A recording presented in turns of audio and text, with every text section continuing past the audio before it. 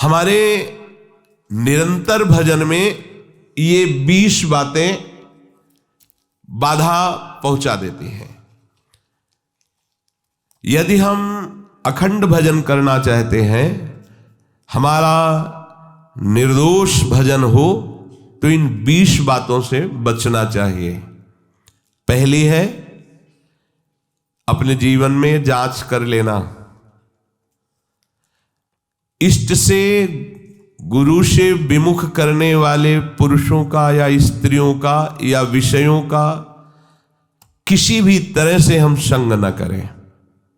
पहली बात, आराध्य देव गुरुदेव के वचनों में अविश्वास पैदा कर दे, हमारी भक्ति को बाधित कर दे, चाहे वो स्त्री शरीर हो, चाहे वो पुरुष शरीर हो, चाहे वो कोई विषय ही क्यों ना हो, हमें उससे संपर्क नहीं रखना। भगवद विमुख करने वाले पुरुषों का संग नहीं करना, पहला लक्षण है। अगर वो कोई है हमारे जीवन में, तो हमारा भजन बाधित हो जाएगा। हमें संग नहीं करना, समझना है, हमें संग नहीं करना। मान लो भगवत मार्ग में विरक्त हैं, तो पर जो गृहस्थ है भजन करके भगवत प्राप्ति चाहता है, परिवार में अलग अलग उद्देश्य वाले, अलग अलग भाव वाले हैं, भिन्ने भिन्ने मति, अलग अलग मति वाले हैं। अब वो कैसे भजन करे? अपने को संपर्क नहीं रखना, अपने को जो कर्तव्य पालन करना वो करना, लेकिन हमको उनकी बात नहीं सुननी, उनका संग नहीं करना, उनका चिंतन नहीं करना। अगर इतनी चतुराई नहीं तो फिर भजन बाधित हो जाएगा।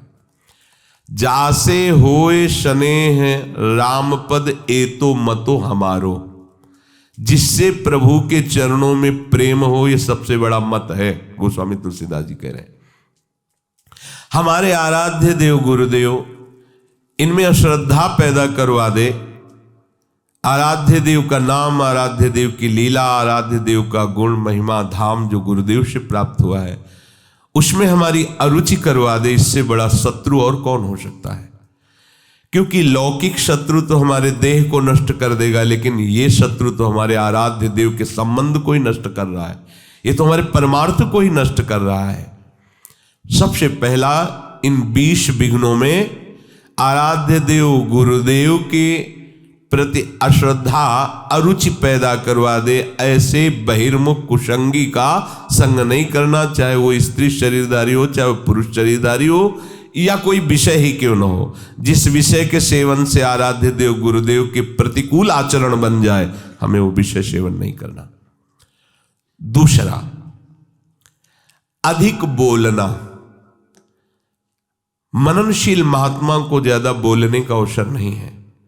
प्रायः आप देखना भजनानंदी उपासक मौन व्रती मिलेंगे। एक होता है जड़ मौन और एक होता है विचार मौन।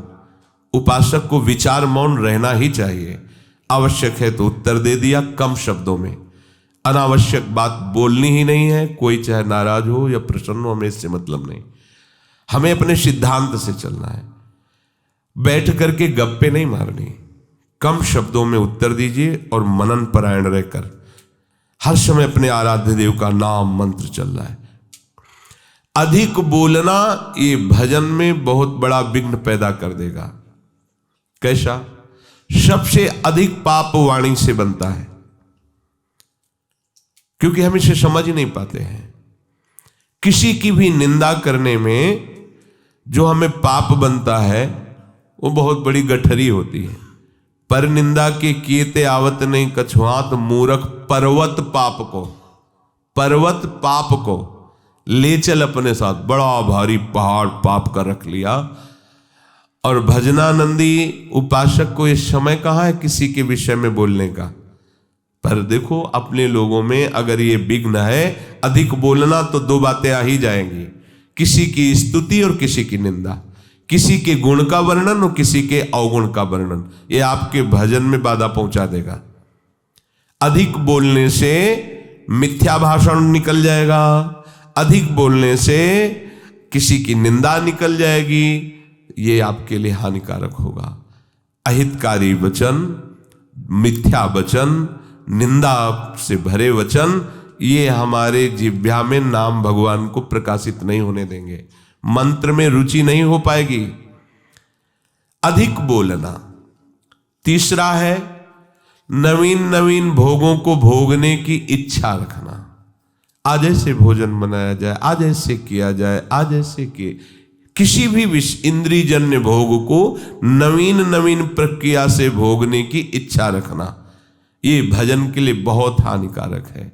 शरीर के प्राण पोषण के लिए ही हमें केवल अन्न जल आदि का आवश्यक ग्रहण करना होगा, जिससे हमारा शरीर भजन मार्ग में सहायता दे। बस अगर इसी जन्म में भगवत प्राप्ति करना है तो आपको चारों तरफ से अपने आप को घेरना होगा। अगर हमारी इंद्रियां, हमारा मन विषय सेवन में ही बना रहा तो भगवदानंद किससे हम अनुभव करेंगे? कैसे हम भगवत चिंतन में तन्मय होंगे? बिना तन्मयता के आराध्य देव की अनुभूति नहीं होती। चौथा, अधिक सोना। जो बहुत नींद लेते हैं तो तमोगुण की अधिकता के कारण भजन नहीं बनता है। आपको आश्चर्य होगा कि ऐसा कैसे हो सकता है। भजन की जब लगन लगती है, 11 बजे रात्रि के शयन करना, 2 बजे उठ जाना, स्नान किया, शौच किया, वृंदावन की परिक्रमा की, ऐसी दिनचर्या, और 2 बजे दिन में माधुकरी मांग के पाना, कोई बाल भोग, ये सब चाय नाश्ता कुछ नहीं, 2 बजे दिन में। आपको लगेगा कि ऐसा कैसे हो सकता है। यही वृंदावन, बाहर की बात नहीं, वृंदावन की हितधाम की छोटी कुटिया की बात बता रहे हैं। बिजली का कनेक्शन कटा हुआ, नहीं चाहिए बिजली। अगर हम विषय सेवन में रुचि रखेंगे तो हमारी रुचि भजन की कैसे बनेगी?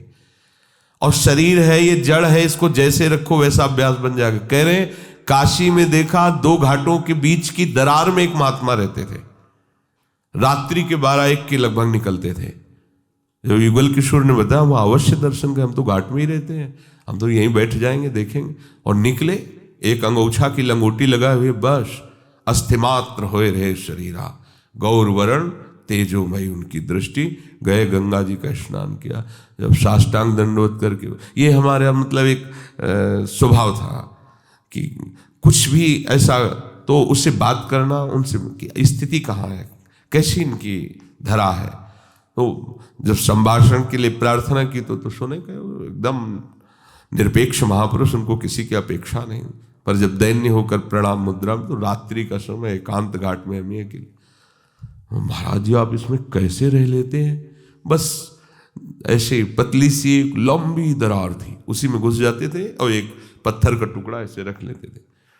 वो कैसे आप रहते हैं? तो मतलब घाट में तो वैसे ही गर्मी पड़ती है, उनका अभ्यास से ऐसे अंदर रहते हैं। और रात्रि में निकलते तो भोजन का, रात्रि में तो भोजन भी नहीं मिलता, तो उनका मारवाड़ी क्षेत्र में सब लोग प्रसाद पाके बाहर बड़े बड़े ड्रम रखे होते हैं, वो तो सुबह ड्रम फेंके जाते हैं, उनमें जो बचा हुआ जूठन है वो बटोर लेते हैं, आके पा लेते हैं, शौच स्नान करके फिर अंदर 24 घंटे में। ये भी भगवत प्राप्ति का स्वरूप है। कैसे अपने अभ्यास योग युक्त है ना, ये जन्म अभ्यास के लिए मिला है। चित्रकूट में रामलीला हो रही थी, नवीन अवस्था थी 16-18 के बीच की स्वामी जी की। तो वो रामलीला में जब देखा कि भगवान राम सुबह राज्याभिषेक होना था और 14 वर्ष का वनवास, बड़ी तन्मयता से देख रहे थे। एकदम हुआ कि जब प्रभु को वनवास हो गया तो फिर मेरा जीवन किस काम का? अब मैं घर नहीं जाऊं। महापुरुषों में एक विचारधारा अलग बनती है, अब तो जीवन किसका।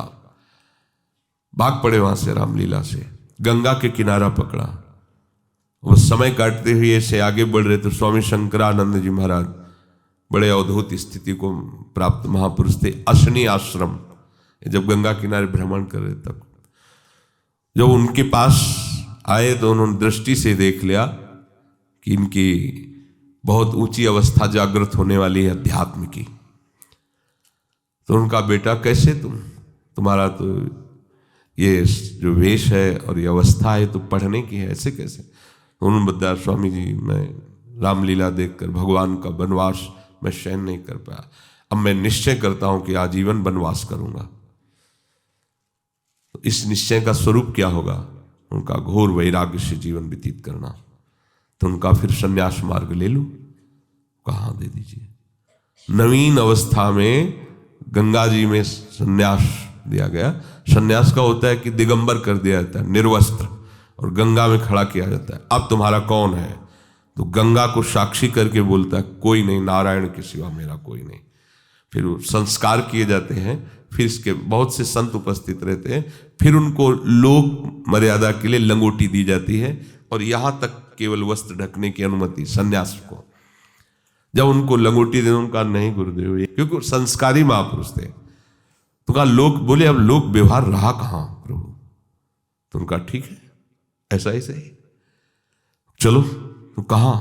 बोले आश्रम। बोले नहीं, जान हमें आपने संन्यास दिया, आजीवन आपके सामने नियम लेते हैं, यही जीवन व्यतीत करेंगे।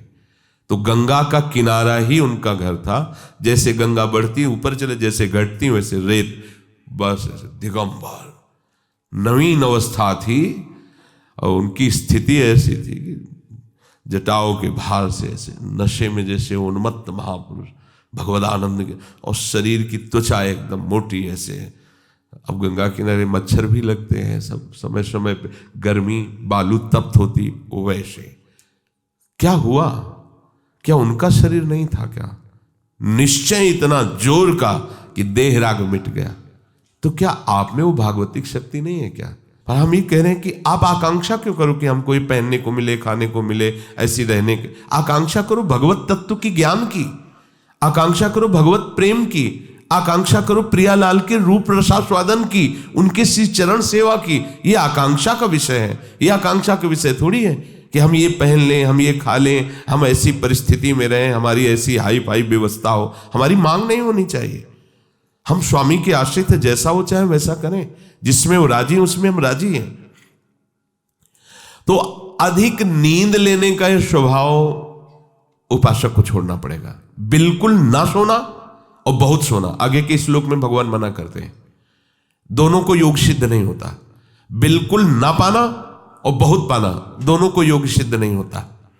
तो अधिक नींद लेना, इस पे शासन करो यदि भगवत प्राप्ति करना चाहते हो।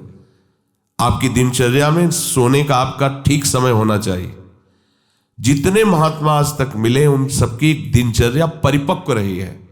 परिपक्व दिनचर्या 2-4 मिनट की बात नहीं कहते, नहीं, उनका उठना, उनका लेटना, उनका खाना, उनका पीना एक टाइम पे होता है। ऐसा नहीं है जब चाहा तब। अगर उस समय तक भोजन नहीं मिला तो इसके बाद वो भोजन नहीं पाएंगे, चाहे 56 प्रकार के भोग आ जाए।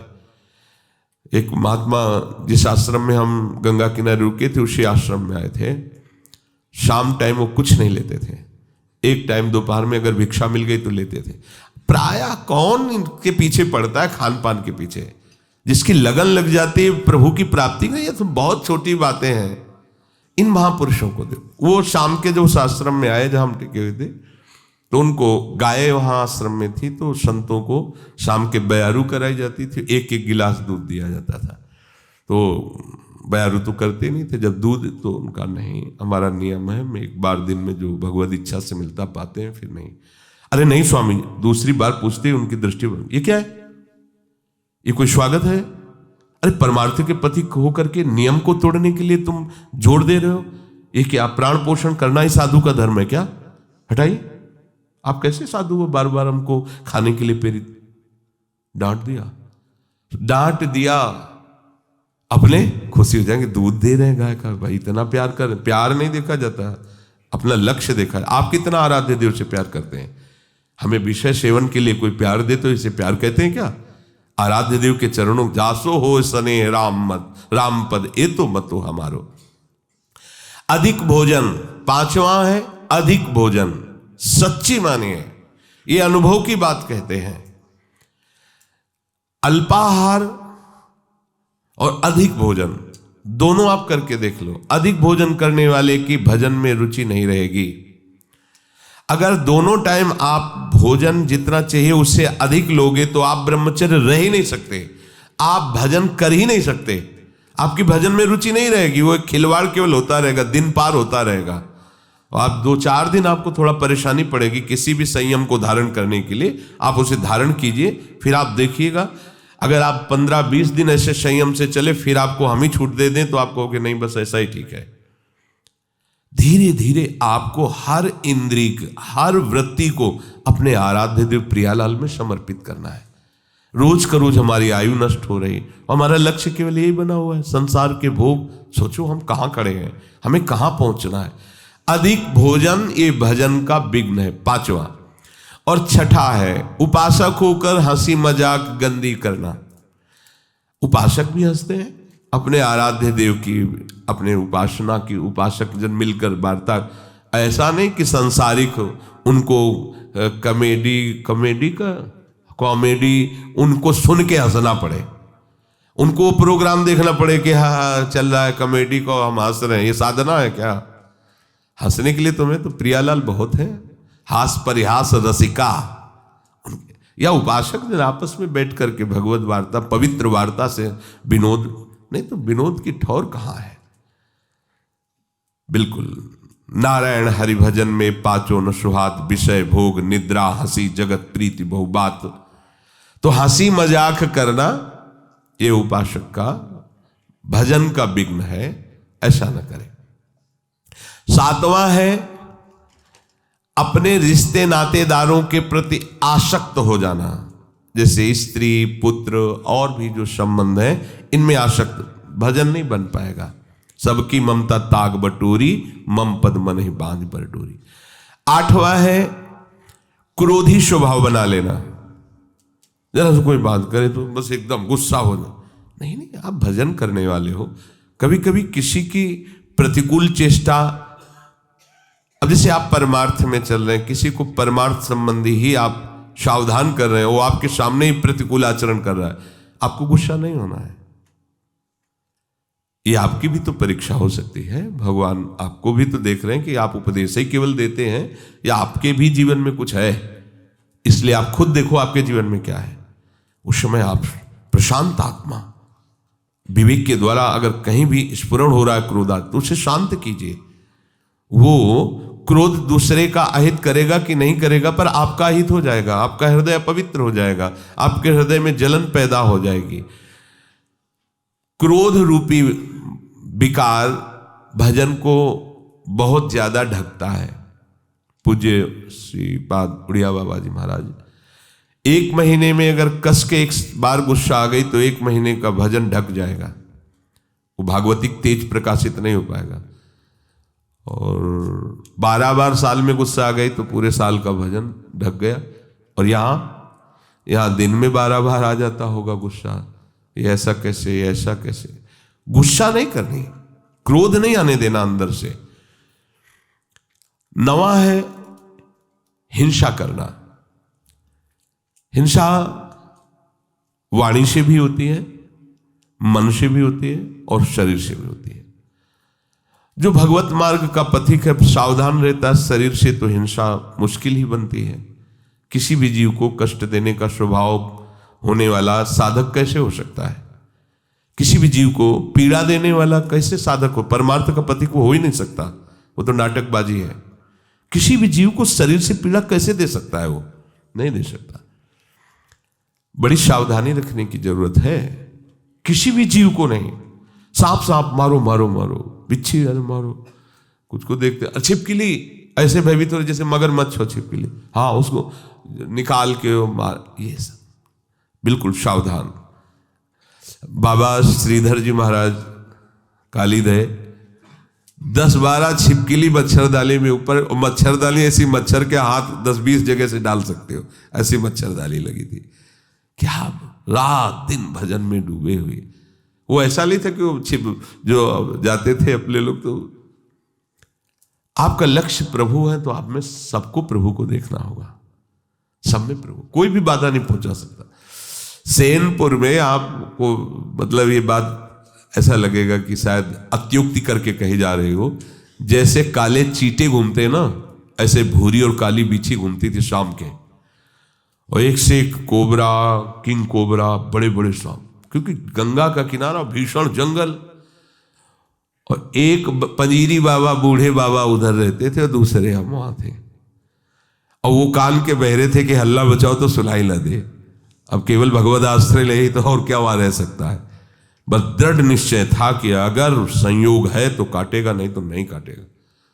तो बहुत समय तक रहने पर कभी बिच्छी ने नहीं मारा, कभी सांप ने। ऐसे आसन में बैठे हुए और ऐसे सांप जा रहे हैं, ऐसे बिचखा पर सांप। उल्लुओं की आवाज तो ऐसे जैसे कोई संगीत गा रहा हो। 14 राग से वो गाता है उल्लू, 14 प्रकार की आवाज होती है। हर आवाज में एक भय उत्पन्न हो। गंगा जी के किनारे तो प्रतिध्वनि भी होती थी उसकी। अंधेरा, न कोई लाइट, न कुछ, केवल प्रभु ही प्रभु, मंत्राकार वृत्ति। अरे जो पीछे संत महात्मा इसीलिए ऐसे स्थानों का चयन करते थे, अन्य आश्रय नहीं, केवल भजन ही करना पड़ेगा, दूसरा उपाय नहीं है। हिंसा ना तो शरीर से होनी चाहिए और वाणी से भी हिंसा होती है। किसी के दिल में दुख पहुंचाने वाली वाणी बोलना है हिंसात्मक वाणी है नहीं। सबके दिल में दिलवर वास करता है, उसी की हम उपासना करते हैं। हमको ऐसे कठोर वचन नहीं बोलने हैं जिससे उसका हृदय दुखी हो जाए। हम अपनी बात कह देते हैं, ना मानो आपका। देखो भगवान गीता जी बोल दिए ना, मानो या ना मानो तुम्हारी बात है। मानोगे तो भगवदानंद में रहोगे, नहीं मानोगे तो विषयानंद में डूबोगे। और एक होता है मन से हिंसा करना, ये ज्यादा होता है। शरीर से हिंसा करना तो साधक मार्ग में बहुत ही निंदनीय है। वो तो शायद ही कोई ऐसा मूर्खतावश कर दे, नहीं तो नहीं करेगा, क्योंकि वो साधक मार्ग में चल रहा है। उपासना मार्ग में काहे कि किसी जीव की हत्या करेगा। वाणी से वो भी चूक कर सकता है। किसी को ऐसे दुखद वचन, जाओ भोगोगे, ये भी दंड है ना। ये भी आप हिंसात्मक वचन बोल रहे हैं।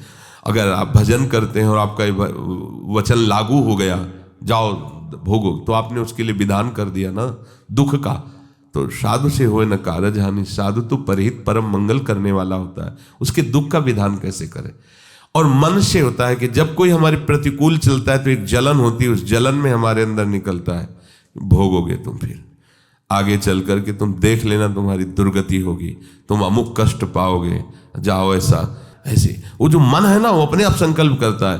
तब इसको समझ में आएगा कि ये जो हमारी प्रतिकूलता कर रहा है ना, तब इसको समझ, ये सब बातें नहीं होनी चाहिए। अगर ये बातें हैं तो आपके भजन में टांग टूट जाएगी आपकी। आप भजन की चढ़ाई पे नहीं चढ़ पाएंगे। ये टांग तो सुरक्षित बनी रहे चाहे, लेकिन भजन की चढ़ाई आप नहीं चढ़ पाएंगे, आप फिसल जाएंगे। जो दूसरे का तनिक भी अहित सोचता है, उस दूसरे का अहित हो या ना हो, तुम्हारा उसी क्षण से अहित शुरू हो गया, उसी क्षण से तुम्हारा हानि शुरू हो गया। 10वां है काम विकार। ये चाहे कर्म मार्ग का पथिक हो, कर्मयोग, भक्ति योग, ज्ञान योग, ये तीनों मार्गों में अपना एक छत्र, बाधा का राज्य उपस्थित करता है काम। ये छोटी मोटी शक्ति नहीं है। चाहे ज्ञान मार्ग में हो, चाहे कर्मयोग मार्ग में हो, चाहे भक्ति योग मार्ग में हो, ये ऐसा भागवतिक सैनिक है कि हर जगह इसका प्रवेश है, विघ्न पहुंचाने की इसमें ताकत है। इसीलिए सब इससे डरते रहते हैं। अगर इससे डरते रहोगे तो निर्भय हो जाओगे, और इससे डरना बंद कर दोगे तो फिर डर तुम्हें कभी छोड़ेगा भी नहीं। ध्यान रखना, यही डर ही डरपि हरिवंश हित। महाप्रभु कह रहे हैं डरते रहो। ना जानो छिनंत कवन बुद्धि घटई प्रकाशित, छुटी चेतन जो अचेत त्यो मुनि भय विश्वासित। महाप्रभु कह रहे हैं डरते रहो, ये बात से डरते रहो। एक संत भगवान कह रहे थे काला सर्प काट ले तो उसका उपचार हो सकता है, लेकिन ये काम अपना अधिकार हृदय पे कर ले, ये डस ले, इसका उपचार नहीं हो सकता। ये ऐसा जहर है कि वो लहरें लेते रहो, पूरा जीवन वो नशा चढ़ा रहेगा उसका। और जैसे जैसे आपकी आयु कम होती जाएगी, मतलब अवस्था शरीर की बढ़ती जाएगी, आयु कम, वैसे वैसे और बढ़ता जाता है। जैसे जैसे आपकी शरीर शक्ति क्षीण होती वैसे ही वासना और रंग लाती, क्योंकि दुर्गति करना है ना। इससे चाहिए कि भगवान नाम और भगवत आश्रय के बल से इस विकार को सह कर शांत किया जाए। जितना आप सहनशील होगे उतने ये शांत होता चला जाएगा। 11वां, अपनी निंदा होने पर सहन न करना। ये भजन में बाधा है। जब अपनी निंदा हो तो आनंद मनाना चाहिए अंदर से, कि जो हमें प्रारब्ध भोग भोगना था दंड रूप में, वो निंदा करके उसको नष्ट कर रहा है। बड़ी कृपा हुई। अंदर से इस बात को समझिएगा। अगर हमारी कोई निंदा कर रहा है तो हमें आनंदित होना चाहिए, हमारा परमार्थ मार्ग साफ हो रहा है। ध्यान रखना, हमारा परमार्थ मार्ग जो बाधित होने वाला था उसकी निंदा से कट गया। बहुत बड़ा प्रभाव है। बिना भोगे तुम्हारे प्रारब्ध का नाश करा दे वो निंदक है, इससे बड़ा कोई हमारा सहयोगी नहीं है। साधो निंदक मित्र हमारा, चरणदास जी ने इसमें बड़ा आशीर्वाद दिया है कि जो कोई निंदा करे हमारी उतरे भव से पारा साधो, क्योंकि उसने हमारे परमार्थ को साफ कर दिया। प्रशंसा करने वाला तो परमार्थ में रोड़ा पैदा कर दिया, देहाभिमान फिर पुष्ट होगा और भगवत चरणारविंद का आश्रय छूट जाएगा। लेकिन निंदा करने वाले ने भगवत आश्रय पुष्ट कर दिया, परमार्थ को बिल्कुल पवित्र और साफ कर दिया। आए हुए बुरे प्रारब्ध को नष्ट करने के लिए ये जो हमारी प्रभु निंदा कराते हैं, बहुत कृपा है छुपी हुई इसमें। उसे हमें भोगना पड़ता, सड़ना पड़ता। कई बार सुनाया है कि भगवान वशिष्ठ जी कुल पुरोहित थे और वो चक्रवर्ती सम्राट पे पद में थे, तो उनके शरीर में किसी पूर्व कर्मा अनुसार वो कुष्ठ हो गया था, गलित कुष्ठ। तो राजगद्दी पे थे पर ढक के ऐसे रहते, तो वशिष्ठ जी से कहा इससे जीना से अच्छा है मर जाना, हम अपनी सभा में भी खुल के नहीं बैठ सकते हैं सब गलित कुष्ठ। कोई उपाय है? तो उनका कर्म का फल तो भोगना पड़ता है। अवश्य में भोक्तव्यम कृतम कर्म शुभाशुभम। होगा महाराज कोई भी दान पुण्य कुछ ऐसा जो आप, दुर्गा दान पुण्य से नष्ट नहीं होगा। एक उपाय है, आपके बड़े भ्राता की जो पत्नी, बड़े भ्राता युद्ध में मारे गए, आप रोज जाके उनको भगवान श्री राम का चरित्र सुनाइए जो आ गया। अब रोज टाइम से 2-2.5 घंटे सभा के बाद जाते थे रात्रि में, और 10-11 बजे वापस आते। धीरे धीरे धीरे धीरे बात पूरी नगर में फैल गई। सब लोग निंदा करने लगे, देखो वैसे ही भोग भोग रहा है कुष्ठ का, और ये कितना दुराचारी है कि माँ के समान पवित्र भाव जिसमें रखा जाता है बड़े भ्राता की पत्नी, अब बड़े भ्राता तो युद्ध में पधार गए, तो देखो रोज रात्रि में उनके यहाँ जाता है। अब कुष्ठ खत्म होना शुरू हुआ। अब 20-20 लोग बैठ करके उन्हीं के राजा के विषय की बात सुन। सब एक दिन वशिष्ठ जी से कहा, प्रभु जब मुझे हमारे ये जो गुप्तचर बताते हैं आकर कि प्रजा ऐसी हमारी निंदा कर रही, तो ऐसा लगता है कि मर जाना। तो बोले कुष्ठ नष्ट करने में तुम्हारा ये बहुत बड़ा सहयोग होगा। पहले कहते थे कुष्ठ के कारण कि मर जाना अच्छा है, अब जब दवाई करवा रहे हैं तो तुम कह रहे हो ऐसा। कुष्ठ कम हुआ ना? बोले हाँ कम। धीरे धीरे सब कुष्ठ नष्ट हो गया, पूरे राज्य में ये निंदा इनकी होने लगी और कुष्ठ नष्ट हो गया। अब यहाँ नाक का बचा, तो उनका भगवान नाक का बच्चा। बोले कभी ये नष्ट नहीं होगा। क्यों? बोले वे वशिष्ठ के हिस्से का है, और हम जानते हैं तुम वहाँ रामचरित्र सुनाने जाते हो, कोई गलत लहे। फिर बुलाया पूरी प्रजा को और सभा में बताया कि ऐसा ऐसा ऐसा, तो गलित कुष्ठ उनका नष्ट हो गया। ये जो हमारी निंदा करने वाले हैं, ये जो हम केवल भोग कर ही उसका समन होता, उस पाप को, उस अपराध को अपनी निंदा जिह्वा से, संतों ने कहा माँ से भी ज्यादा ये दुलार करते हैं। माँ तो हाथ से मल साफ किया होगा, ये हमारे उस कर्म जनित मल को वो जिह्वा से साफ कर देते हैं निंदा करके। तो निंदा जब हमारी हो रही हो, अपमान हो रहा हो, तो हमें सहन करना चाहिए। हमारे बहुत बड़े बुरे प्रारब्ध का वो निवारण कर रहे हैं। पर ऐसा बहुत कम होता है। जब निंदा होती तो हम जब उसकी निंदा खुद करने लगते हैं, तो उसका परिणाम ही होता है जो हमारे पास था वो तो था ही और वापस आ जाता है। पर निंदा के किए थे आवत नहीं कछुआत, मूर्ख पर्वत पाप को ले। हमें दूसरे की निंदा नहीं करनी, पर अपनी निंदा हो तो आनंद पूर्वक सहना है। किसी से कहना भी नहीं कि वो हमारी निंदा करता है, नहीं, जो पूरा काम होना है उसमें घाटा पड़ जाएगा। परम लाभ की बात है, ध्यान देना। पर ये सहन नहीं होती बिल्कुल, और ये बिल्कुल निर्मल कर देगा आपको। निंदक नियरे राखे आंगन कुटी छवाए, बिना साबुन पानी बिना निर्मल करे सुहाए। कह रहे ज्यादा दूर मत रखो, सीधे आंगन में रखो, जिसे निकलते बैठते हो तुम्हारे कान में निंदा पड़े। अगर कहीं भगवान ऐसी पवित्र व्यवस्था कर देते हैं कि कोई निंदा करे तो उसका विरोध कभी न करे, चुप रहे, यद्यपि बहुत कड़वी दवा है। वो तुम ऐसा कह रहे थे, अरे वो क्या पापी पुरुष हैं इसीलिए संतों पर दोष लग, बिल्कुल मत बोलो, नहीं तो सब घाटा हो जाएगा दवा में, फिर वो उतनी सामर्थ्य नहीं रह जाएगी आपका जो रोग नष्ट होना है। शांत चुपचाप सह जाओ।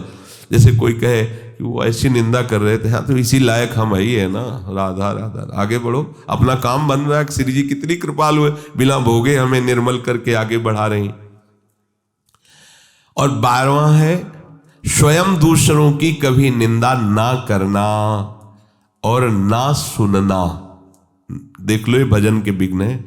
अपनी जबान से किसी की निंदा नहीं करना, अपने कान से किसी की निंदा नहीं सुनना। और 13वां है अपनी दिनचर्या में आलस्य न करना। बहुत रोज 4 सवा 4 बजे जाना पड़ता है, कभी कभी तो सो लेते हैं या प्रमादी नहीं, या शरीर चलने लायक नहीं रहा तो बात है, नहीं तो आलस्य साधु के उपासक के परमार्थिक जीवन में बहुत बड़ा शत्रु। आलस्य नहीं होना चाहिए। और शौकीनी, कोई भी वस्त्र खान पान कुछ भी शौक के लिए नहीं होना चाहिए। आज इस रंग का चप्पल तो कल उस रंग का जूता, तो इस रंग का मुफलर तो इस रंग की जैकेट, ये परमार्थ के पथिक के नहीं। जो आपके पास हो वस्त्र है आराम से, उनके लिए आप शौक मत रखो कि अब ऐसा आए अब वैसा, और किसी भी तरह की कोई शौकीनी के लिए वस्तु का प्रयोग न करो। 15वां, किसी भी तरह की प्रसिद्धि को अपने में स्वीकार मत करो। हजारों लोग प्रणाम कर रहे हैं, यश हो रहा है, ऐसा वैसा, आपका नहीं हो रहा है, वो आपके गुरुदेव और आराध्य देव का है, आपका नहीं। आप स्वीकार करोगे तो विष पी लोगे।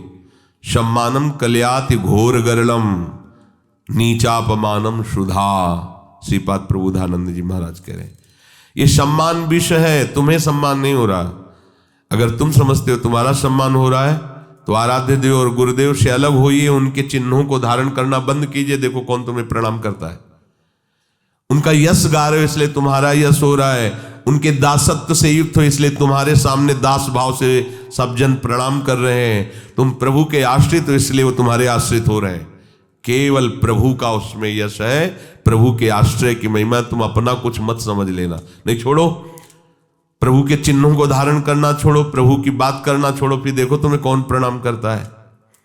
तो जो भी यश कीर्ति बड़ाई सम्मान है वो हमारे गुरुदेव का है, उन्हीं के सजाए सज रहे हैं, उन्हीं के द्वारा दिए हुए मंत्र उपासना से हम आनंदित हैं, उन्हीं के आश्रय के कारण ये सब है, अपना अस्तित्व नहीं है। मान बड़ाई की चाह रखना भजन का बड़ा भारी विघ्न है कि भाई और कुछ तो नहीं है, चाहते हम पर इतना तो है कि समाज में बना रहे, भजनानंदी महात्मा है, आओ आओ आओ, देखो बचपन से भजन कर रहे हैं, इनको आदर दीजिए, बड़े त्यागी महात्मा है। ये सुनने के लिए कान लालायित रहते हैं अहंकार पुष्ट होने की वृत्ति वाले के। ये नहीं होना चाहिए। जब कोई तुम्हारी बड़ाई करने लगे तो तुम्हारे हृदय में एक संकोच जनित चुभन होनी चाहिए। क्यों व्यर्थ की बात कर रहे हो? अंदर से लगना चाहिए, बनावटी नहीं, अंदर से आना। और सच्ची बात है, सच्ची बात। यदि गुरुदेव की कृपा ना हो, प्रियाजू की कृपा ना हो, तो एक बार राधा नहीं बोल सकते। तुम निरंतर भजन की तो बात जाने दो। एक दिन निष्पाप व्यतीत होना कठिन हो जाएगा, निष्पाप एक दिन व्यतीत होना कठिन हो जाएगा, और तुम्हारा जीवन निष्पाप हो रहा है केवल गुरु कृपा, आराध्य देव की कृपा। 17वां, अपने में श्रेष्ठता जनित अभिमान होना, गुरुपन होना। मैं बहुत ज्ञानी हूं, मैं बहुत, किसी भी तरह का अपने में श्रेष्ठता का अभिमान होना। देखो हमारे परम गुरु हैं श्री आचार्य चरण जी, लेकिन वो अपने को क्या बोल रहे हैं, ग्रंथ में लिख के गए, बोले क्वाहम तुच्छा परम मधमा। क्या शब्द लिख रहे हैं एक श्लोक में, क्वाहम मूढ़मति, ये अपने लिए लिख रहे हैं। जो उत्तम महाभागवत का लक्षण है उसमें दैन्य होता है।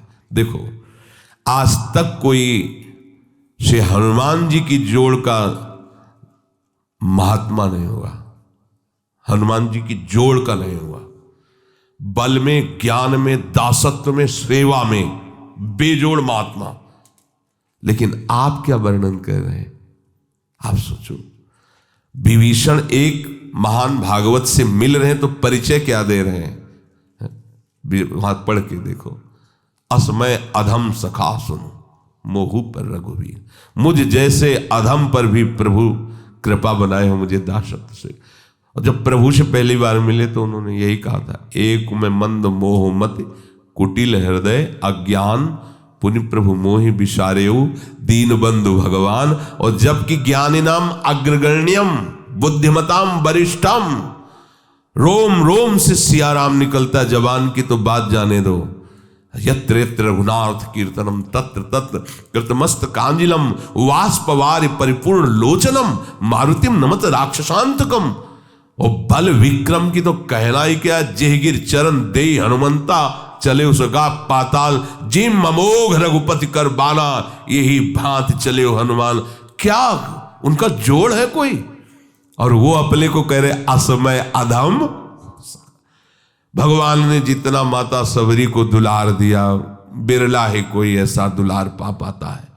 और सबरी जी क्या प्रभु से कहे, अधम ते अधम अधम अति नारी तिनमा मैं मति मंद अघारी। ओहो, ये देखो महाभागवतों की वाणी। देखो, आद्य गुरु भगवान शंकराचार्य अहम ग्रह उपासना के आचार्य, और वो कह रहे हैं कि सत्यपि भेदापगमे नाथ तवाहम न माम की नस्तुम सामुद्रो ही तरंगा कुचन समुद्रो न तारंगा। नाथ, यद्यपि ये बात सत्य है कि हम में और आप में भेद नहीं है, क्योंकि अभेद भक्ति के आचार्य हैं, अभेद ब्रह्म स्वरूप के आचार्य हैं, उसी का उपदेश करें। पर बोले प्रभु एक बात परम सत्य है कि समुद्र से ही तरंग उत्पन्न होती तो अभेद है, पर तरंग से कभी समुद्र उत्पन्न हुआ हो ऐसा कहीं वर्णन नहीं पाया गया। अर्थात हे हरि, आप समुद्र हो और मैं आपकी तरंग हूं। ये आदि गुरु भगवान शंकराचार्य की षटपदी नामक स्तुति में वर्णन है। आप कितने भी कोई भी बड़े बड़े महापुरुष हुए हैं, उस असीम अगाध महिमा में जब तो फिर अपने को दैन्य ही देखा है। इसलिए कभी भी किसी को भी अभिमान की जरूरत नहीं है। अगर अभिमान किसी भी तरह का हम अपने हृदय में रखते हैं तो अभी सत्य वस्तु को जाना नहीं। जिस वस्तु को जानने के बाद कुछ जानना बाकी नहीं रहता, उस वस्तु को जब जान लिया जाता है तो अभिमान नहीं रहता। और जब तक उस वस्तु को जाना नहीं तो अभिमान किस बात का? दोनों स्थिति में अभिमान नहीं होता। जब उसको जाना नहीं, पाया नहीं तो अभिमान किस बात? और उसको पा लेने के बाद, जान लेने के बाद अभिमान रहता ही नहीं है। 18वां, परदोष चिंतन। कभी किसी के दोषों का चिंतन न करे, क्योंकि चिंतन यदि दोषों हो तो आपके अंदर दोष आ जाएंगे। चिंतन के साथ साथ वर्णन, श्रवण, ये सब शुरू हो जाता है दोषों। ये बिल्कुल अपने भजन मार्ग में भयानक विघ्न है। 19वां, दिखावटीपना नहीं होना चाहिए। एक पद्धति से चलो। अगर वैराग्य मार्ग में भी है तो गुरु परंपरागत वस्त्र और तिलक आदि रचना का एक ही क्रम है। अलग अलग संप्रदायों में अपने अपने आचार्य द्वारा जो तिलक दिया गया है, यह हमारा बनावटीपना या दिखावटीपना नहीं है। यह हमारा आचार्य प्रदत्त दासत्व का चिन्ह है। ये कोई खिलवाड़ नहीं है कंठी तिलक धारण करना, पर बनावटी नहीं। आचार्य परंपरा से जुड़ा होना चाहिए, आचार्य प्रदत्त मंत्र होना चाहिए, तभी। ऐसा नहीं कि बनावटी वेश जो मनाया, लाल पहन लिया। हिदाम में कहे थे लाल कपड़ा पहने, बोले शरणागत मंत्र लेना, तुमने कहा वैसे ही आप लाल वेश धारण, बोले वो तो ऐसे पहन लिए। ऐसे कैसे पहन लिए? गेरुआ वस्त्र की महिमा समझते हो? साक्षात नारायण स्वरूप, अग्नि स्वरूप माना जाता है, ऐसे ही धारण कर लिए, ऐसे ही कपड़े धारण कर लिए, ऐसे मन मानी। कोई भी दिखावटीपना नहीं होना चाहिए, आचार्य परंपरागत होना चाहिए। और उपास्य देव की प्राप्ति के लिए जो वैराग्य वेश धारण किया है, जो गुरु ने दिया है, प्राण निकल जाए पर उसे नहीं छोड़ना चाहिए। ये जो ऐसा नहीं मनमानी आचरण, ऐसा नहीं। एक बार एक महाभागवत एक परम सन्यासी को बंदी बनाया गया था, गौ हत्या के विरोध में वो खड़े हुए थे। तो उनको कहा गया आप अपने वस्त्र उतारिए, तो उन्होंने उनका गला काट दीजिए, स्वीकार है, पर हमें काषाय वस्त्र नहीं उतार सकते, ये हमारे आचार्य और गुरु प्रदत्त है, तुम इसे खिलवाड़ मत समझना। ऐसा जब गौ हत्या के विरोध में खड़े थे तो उनका दंड भी भंग कर दिया गया था, उनका श्राप लागू हो गया था। बहुत ये जो आचार्य परंपरा से पोशाक और भागवतिक चिन्ह, वैष्णव चिन्ह मिलते हैं, खिलवाड़ नहीं है। जब मन आया तब धारण किया, जब मन आया तब उतार दिया, ये हुए ही नहीं प्रभु के। ये सब केवल स्वांग रचने वाले नौटंकी नाटक वाले हैं। ये कोई नाटक का खेल है क्या कि पर्दे पे गए तो साधु का वेश बना करके आशीर्वाद दे रहे हैं, पीछे आए तो पैंट शर्ट और बीड़ी हुक्का पी रहे हैं? ये थोड़ी, ये कोई सीरियल का साधु थोड़ी है। अपने जीवन को आचार्य गुरु परंपरा में आजीवन उसी में, हमारे जो गुरुदेव ने हमें वस्त्र दिया, मंत्र दिया, उपासना दी, भागवतिक चिन्ह दिए, उसी के अनुसार हमें चलना है। दिखावटी नहीं होना चाहिए, बनावटी नहीं होना चाहिए। सोमवार को और रंग के, मंगल को और रंग के, बुद्ध के और रंग को, बृहस्पति के और रंग के, ये बहुरंगी बाबा नहीं होना चाहिए। आराध्य देव के रंग में रंगे हुए, शुरू से हर संप्रदाय की एक पोशाक होती है। नैष्ठिक ब्रह्मचर्य, श्वेत वस्त्र धारण करके मूंज मेखला, महावाक्य ऊपर का लाल वस्त्र नीचे का सफेद, संन्यास काषाय गेरुआ वस्त्र, वैष्णव श्वेत पीत या भगवत प्रसादी। किसी भी संप्रदाय का वैष्णव पीत वस्त्र धारण कर सकता है, श्वेत वस्त्र धारण कर, या गुरु इष्टिक भगवत प्रसादी, उसमें रंग नहीं देखा जाता। अगर भगवत प्रसादी है तो उसे वो हमारे आराध्य देव की प्रसादी, अन्यथा अपनी स्वेच्छा पूर्वक नहीं। विरक्त मार्ग में है, अगर कौपीन नहीं है, कौपीनवंता खलु भाग्यवंता, अगर आपका पुरुष शरीर और आपको वैराग्य मार्ग में कौपीनवंता खलु, मार्किन ऊपर से कौपीन लग, जैसी आपको रहने दी गई आजीवन। फिर हमें नहीं देखना कि जिसने हमें रहने दी वो कैसे रह रहा है, हमें देखना है हमें कैसे रहने दी गई, हमको उसी में चलना है। वो किस स्थिति में क्या है उनका खेल वो जाने, हमें जो दिया गया हमको उसी के अनुसार चलना है। बनावटीपन, दिखावटीपन अपने जीवन में नहीं होना। और 20वां है आवश्यकताओं को बढ़ा लेना। जो आवश्यकताओं को बढ़ा लेता है भजन में विघ्न है। बहुत कम आवश्यकता में आपकी दिनचर्या व्यतीत होनी चाहिए। आपका भोजन, आपका वस्त्र, आपका प्रकृति का प्रयोग कम होना चाहिए। जितना प्रकृति के भोक्ता बनेंगे उतनी प्रकृति आप पर शासन करेगी, अधीन हो जाओगे। और जितना प्रकृति से कम व्यवहार करेंगे, कम से कम भोगेंगे और जीवन यापन के लिए उसको स्वीकार करके भजन करेंगे तो प्रकृति ही आपको मुक्त कर देगी। जाओ प्रभु की तरफ बढ़ो। और जो प्रकृति को भोगता है, आकर्षित करके, अधीन करके नष्ट कर देती है। ये 20 दोष भजन में भारी विघ्न पैदा कर देते हैं। भजन से विमुख पुरुषों का संग, अधिक बोलना, विषय भोग की इच्छा रखना, अधिक सोना, अधिक भोजन, हंसी मजाक, स्त्री पुत्र आदि में अधिक आसक्ति होना, क्रोध, हिंसा, काम विकार, निंदा आदि सहन न कर सकना, स्वयं दूसरों की निंदा करना, आलस्य, शौकीनी, प्रसिद्धि, मान बढ़ाई, गुरुपन, परदोष चिंतन, दिखावट, आवश्यकताओं को बढ़ा लेना। ये 20 बातों से बचा जाए तो हमारा निरंतर भजन चलेगा। देखो, अपने सत्संग का उद्देश्य भगवत प्राप्ति है। किसी की भी निंदा स्तुति करने का ना हमारा अधिकार है और ना हमारी कोई चाह है। अपने लोग कभी इस कुमार्गगामी प्रवृत्तियों में ना फंसे, इसलिए उनको विस्तृत रूप से बताया जाता है। सब भगवत स्वरूप है, अंत में हमको यही मानना है, सब भगवत स्वरूप है। अगर कोई दिखावट कर रहा है तो मेरा प्रभु ही है, मुझे मानना है। अगर कोई कुछ भी कहीं भी है, मुझे मानना है। पर अपने लोगों को इन दोषों में नहीं फंसना। अगर फंसेंगे तो सब में भगवत भाव या भजन हम नहीं कर पाएंगे। इसलिए इसकी व्याख्या रूप में वर्णन के श्री राधा वल्लभ।